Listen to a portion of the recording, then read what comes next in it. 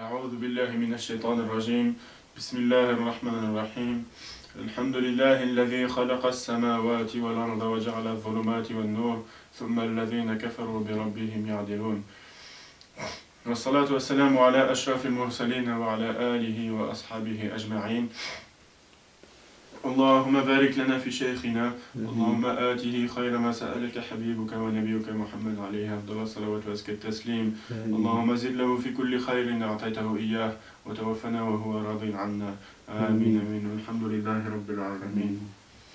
Donc on va aborder aujourd'hui la dernière partie de ce premier chapitre sur l'ahd, l'engagement du livre de Sidna Sheikh Al-Kawakib al-Durriya fi Bayan al-Usul al-Nuraniya. Et cette partie donc traite des convenances du dhikr, l'adab du dhikr. Donc on commencera donc par citer quelques hadiths concernant les bienfaits du dhikr. Selon Abi Moussa, le prophète sallallahu alayhi wa sallam, a dit que l'exemple de celui qui invoque son Seigneur et de celui qui ne l'invoque pas est tel que le mort et le vivant. Et dans un autre hadith, selon Abi Darda, le prophète sallallahu alayhi wa sallam, a dit ce qui signifie: ne vous informerai-je pas de la meilleure de vos actions et de la plus pure d'entre elles auprès de votre Seigneur, de celle d'entre elles qui élève le plus vos grades, de celle qui est meilleure pour vous que dépenser l'or et l'argent, et qui est meilleure pour vous que le fait que vous rencontriez votre ennemi, et que vous le tuiez et qu'il vous tue. Les compagnons répondirent alors si, et le prophète sallallahu alayhi wa sallam leur répondit qu'il s'agissait du dhikr d'Allah. Ce hadith est rapporté par At-Tirmidhi. Et enfin dans un troisième hadith, le prophète sallallahu alayhi wa sallam, enfin deux compagnons sont venus demander au prophète sallallahu alayhi wa sallam quel était le mujahid qui récolterait la plus grande récompense. Et le prophète sallallahu alayhi wa sallam répondit qu'il s'agissait de celui d'entre eux qui aurait le plus évoqué Allah. Ce compagnon demanda alors quel est le jeûneur qui récoltera la plus grande récompense auprès d'Allah. Et le prophète répondit de même qu'il s'agissait de celui qui aurait le plus évoqué Allah. Il demanda ensuite au sujet de la prière, de la zakat, du hajj et des aumônes, et à chaque fois le prophète sallallahu alayhi wa sallam disait celui d'entre eux qui aura le plus évoqué Allah. Abu Bakr as-Siddiq radiallahu anhu, qui était alors présent, se tourna vers Sidna Omar radiallahu anhu et lui dit Ya Abu Hafs, Ya Aba Hafs, les évocateurs d'Allah ont emporté avec eux tout ce qu'il y a de mieux. Et le prophète sallallahu alayhi wa sallam, qui avait entendu, se tourna vers eux et leur dit oui, effectivement. Dans un verset dans Surat Al-A'raf, le verset 172, Allah subhanahu wa ta'ala dit et quand ton Seigneur tira une descendance des reins des fils d'Adam et les fit témoigner sur eux-mêmes, ne suis-je pas votre Seigneur? Alastu bi rabbikum? Qalu bala shahidna. Ils répondirent mais si, nous en témoignons. Et donc le dhikr, comme nous l'évoque ce verset, le dhikr c'est ce qui relie l'homme à l'origine et qui permet le retour de l'esprit à l'essentiel, jusqu'à ce qu'il dise cette réponse à l'engagement pris, comme dans le verset précité, Bala, mais si, nous en témoignons. Alors la question, ne suis-je pas votre Seigneur? Et donc c'est par le dhikr que l'âme, l'esprit peut s'élever jusqu'à arriver à s'acquitter de cet engagement pris.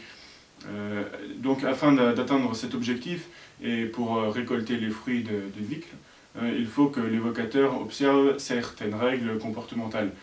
Ces règles sont en effet dans un nombre assez élevé, puisqu'on en dénombre 70 000, et dans un souci de facilité pour nous, notre cheikh radiallahu anhu les a réunies en 20 règles. 5 de ces règles interviennent avant le dhikr, 12 pendant le dhikr, et enfin 3 après le dhikr. Avant le dhikr, donc on peut citer la nécessité de l'évocateur de se repentir sincèrement, le fait de faire le ghusl ou le wudu, de de façon à être en état de pureté rituelle et de se parfumer, d'observer un temps de silence et de tranquillité avant de commencer le dhikr, c'est-à-dire ne pas s'asseoir après avoir couru ou rigolé et commencer directement à essayer à se mettre en relation avec Allah. S'apprêter également à pratiquer le dhikr en recherchant à bénéficier de la force spirituelle du cheikh. Le cheikh, lui, qui nous fait voir les lumières et les mushahadat. Et enfin, en cinquième position, le fait de considérer que les fruits du dhikr que nous donne notre cheikh proviennent du messager d'Allah sallallahu alayhi wa sallam. Maintenant, pendant le dhikr, l'évocateur se doit d'être dans un endroit pur, exempt de toute souillure. Il doit se placer dans la direction de la qibla et essayer, si possible, de mettre ses mains sur ses cuisses. Il doit parfumer la pièce, porter des habits halal, se mettre dans une pièce sombre et fermer les yeux. Il doit penser à l'image du cheikh et au fait que c'est de lui que proviennent la lumière et les tajalliyat, les mushahadat. L'évocateur se doit de travailler sur la sincérité dans le dhikr, ainsi que l'ikhlas. Il doit s'efforcer également de vider son cœur de toute chose en dehors d'Allah et pratiquer le dhikr de la manière demandée par le cheikh, sans ajout ni manquement. Et enfin, donc pendant le dhikr, se concentrer sur l'essence du dhikr pratiqué et raconter après celui-ci toute mushahadat vue au cheikh. Et enfin, les trois règles de adab après le dhikr sont, dans un premier temps, observer un moment de tranquillité, c'est-à-dire comme au début, ne pas, une fois le dernier mot prononcé, se lever et repartir à ses occupations, et se concentrer donc sur le walid, les fruits du dhikr, en lumière, en mushahadat, etc. Essayer de les méditer et remercier Allah pour cela.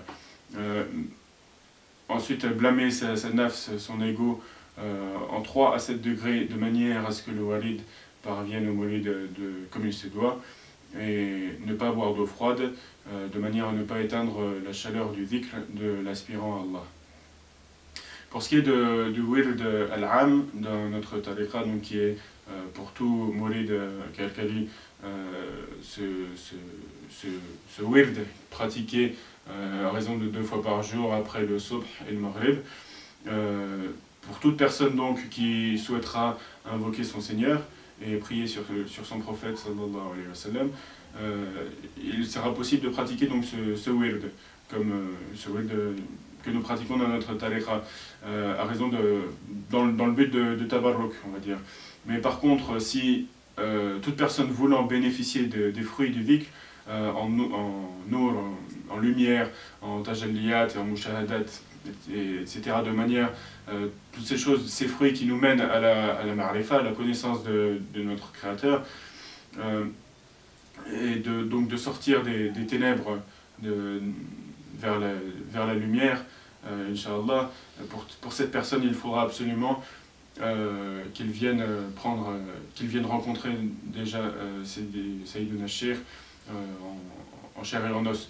Donc venir ici au Maroc et on l'accueillera, Inch'Allah, comme il se doit. اللهم بارك لنا في شيخنا اللهم علمنا ما ينفعنا وانفعنا بما علمتنا آمين آمين الحمد لله رب العالمين